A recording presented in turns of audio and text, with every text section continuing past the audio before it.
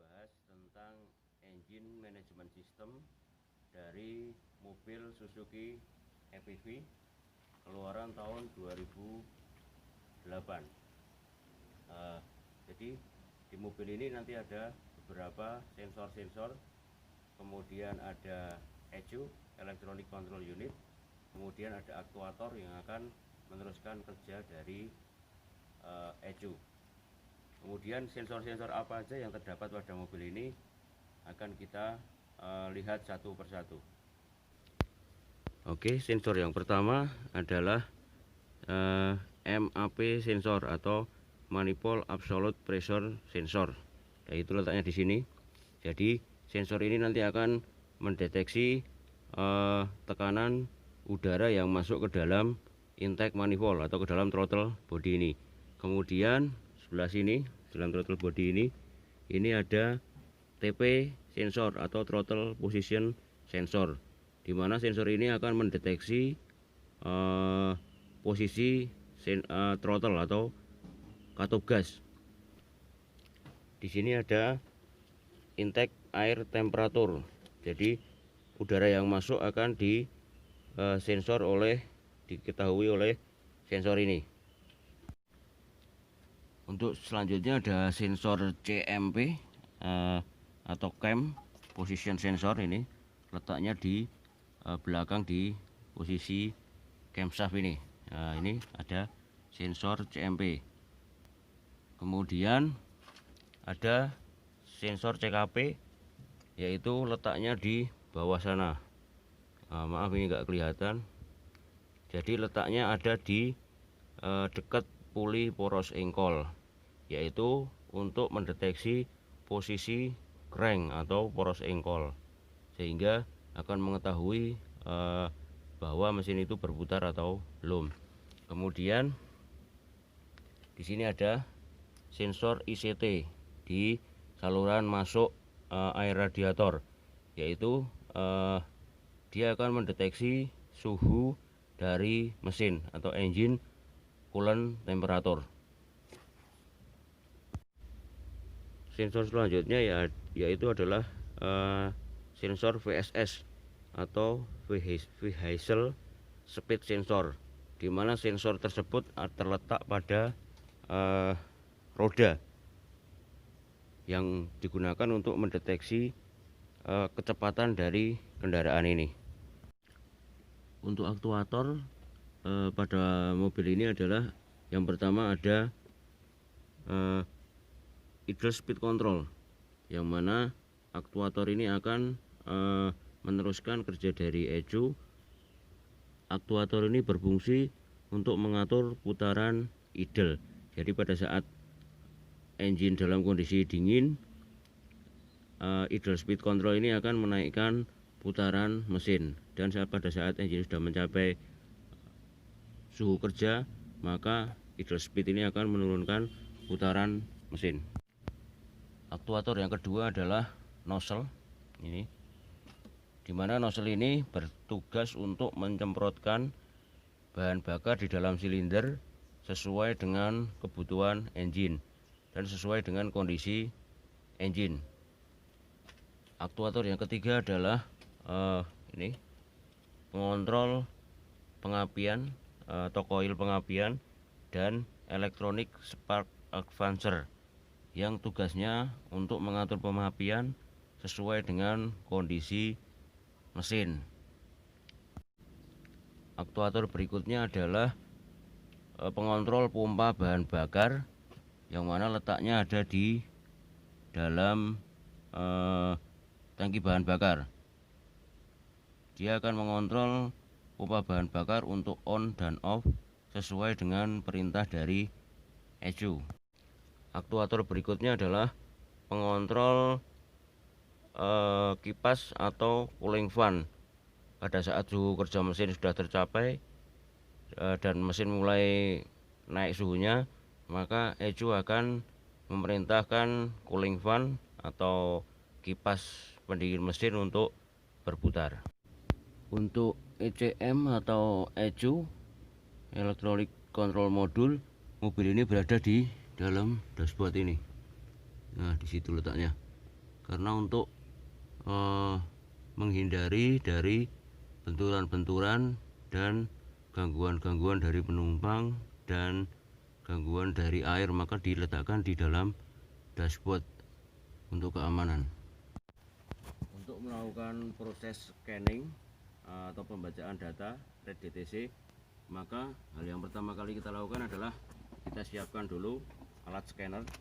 Di sini saya menggunakan scanner dari Launch ini, kemudian ada kabel data fleksibel.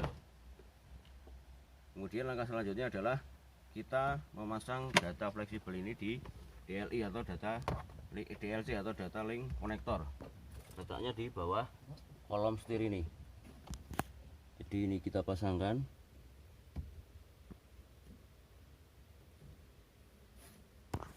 Kemudian langkah yang kedua adalah kita on-kan kunci kontak. Setelah kita on kunci kontak, kemudian scanner ini kita hidupkan.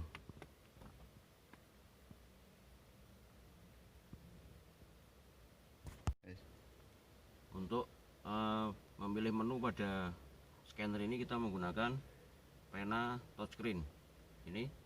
Kemudian kita pilih pada menu Suzuki. Kemudian ini Suzuki V3510 sistem. Kemudian pilih OK. Biarkan scanner ini terkonek dengan data atau dengan ECU yang ada pada kendaraan. Setelah itu kita pilih untuk RED DTC. Nah, di sini terdapat kendala atau permasalahan di kode P0113, yaitu IAT CRT high input. Jadi ada permasalahan pada IAT, intake air temperaturnya. Maka penanganannya kita lakukan pemeriksaan dan pembenahan pada sensor IAT-nya. Setelah kita melakukan pemeriksaan, ternyata kendala terjadi pada sensor IAT, yaitu kabelnya tidak terpasang. Jadi perbaikannya kita pasang dulu untuk kabel sensor IAT.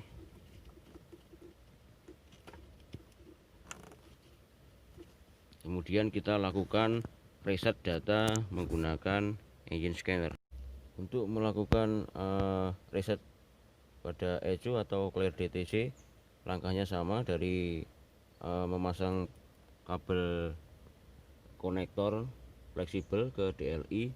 Kemudian kita pilih menu Suzuki, kemudian pilih menu di EPV, kemudian kita pilih di menu engine, kemudian 1,5,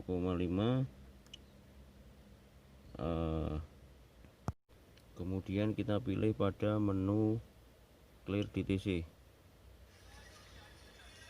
Kemudian ini engine scanner akan menghapus data kerusakan yang ada pada ECU.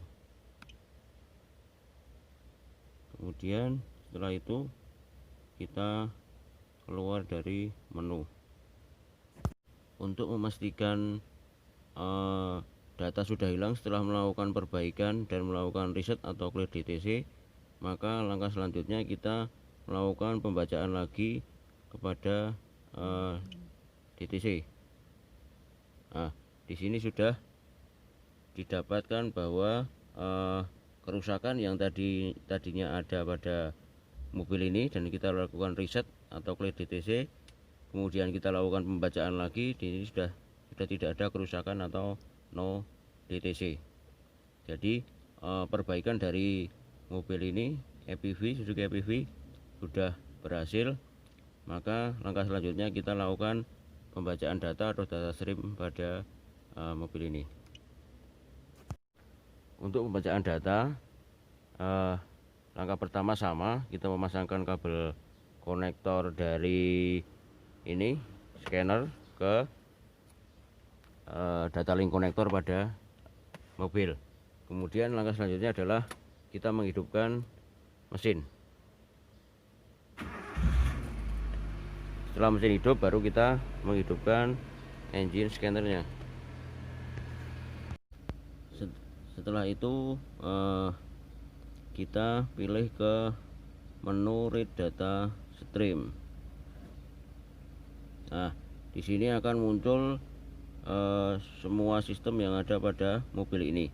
Tinggal kita memilih mana yang akan kita baca. Misalnya ini coolant, temperatur, intake, air temperatur, engine speed. Kemudian ini kita pilih semuanya untuk membaca semua data yang ada pada yang bekerja pada mesin ini.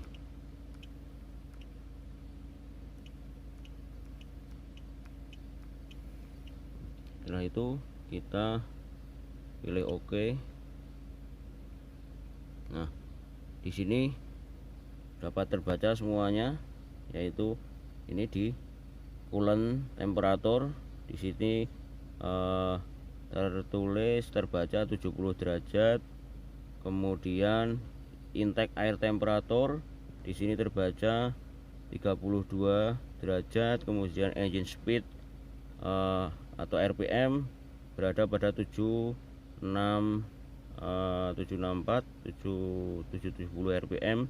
Kemudian desired idle ini berada pada 760. Kemudian barometric press, IAC flow ini 18,04%. Kemudian kalkulat IAC flow ini. Kemudian sini ada injection pulse ini 2,79. Kemudian baterai volt 13,96 volt. Throttle position 9,41%. TP sensor voltase pada throttle position ada 0,47 volt. MAP nya ada 27 kPa. Kemudian vehicle speed atau kecepatannya 0 karena ini mobil berada diam, ada kondisi diam. Kemudian radiator fan, kipas radiator posisi off. Kemudian fuel pump posisi on. Lanjut ke manus. Nah, ini fuel cut. Di sini fuel cut ini off. Kemudian close throttle position ini on. Kemudian AC switch off, AC magnetic clutch off, blower fan off, electric load off, dan brake switch off. Untuk memperoleh data ini pada data yang tertulis, maka kita bisa melakukan printing. Ini printing data yang terbaca tadi.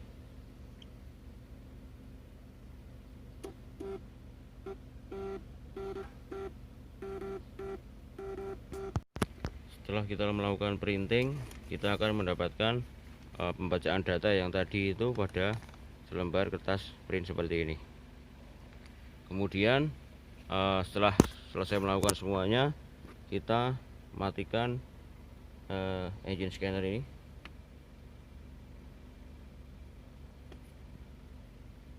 Setelah kita matikan engine scanner, kemudian baru kita matikan engine-nya. Langkah selanjutnya kita melakukan pelepasan pada kabel fleksibel dari DLI. Demikian tadi proses identifikasi dari mobil Suzuki EVV berkapasitas mesin 1,5 liter tahun pembuatan 2008 tentang letak-letak sensor yang ada pada mobil ini. Kemudian ECM atau Electronic Control Module, kemudian pada aktuator-aktuator, lalu kita melakukan pembacaan DTC, kemudian melakukan perbaikan dari kerusakan yang ada pada mobil ini, kemudian kita perbaiki, kemudian kita melakukan clear DTC atau penghapusan data. Kemudian kita melakukan pembacaan data yang ada pada